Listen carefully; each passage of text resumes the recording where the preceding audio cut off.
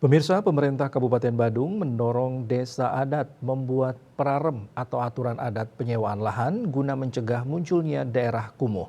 Sebab kawasan kumuh dominan muncul di lahan pribadi yang disewakan.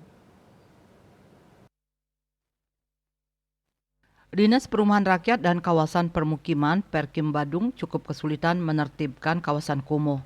Kadis Perkim Kabupaten Badung Ana Agung Ngurah Bayu Kumara Putra tidak menampik jika di wilayah Badung masih terdapat daerah kumuh, yaitu di wilayah Kecamatan Kuta, Kecamatan Kuta Utara, dan perbatasan Denpasar Kuta.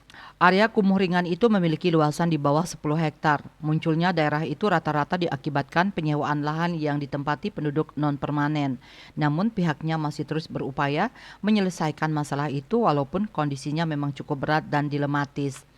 Pihaknya juga melakukan pendekatan kepada pihak desa adat dengan harapan agar desa adat ikut bergerak menyikapi permasalahan itu, sebab pihaknya tidak bisa langsung bersentuhan ke ranah lahan pribadi. Desa adat masing-masing diharapkan dapat membuat prarem atau aturan untuk mencegah itu, misalnya membuat suatu prarem yang mengatur kriteria bagaimana lahan yang bisa disewakan di wilayahnya masing-masing, serta bagaimana kewajiban penyewa lahan ketika menempati lahan yang disewakan. Dengan demikian, para penyewa tidak membuat bangunan yang tidak terdata dan terjaga sehingga tidak kumuh. Bali Post melaporkan.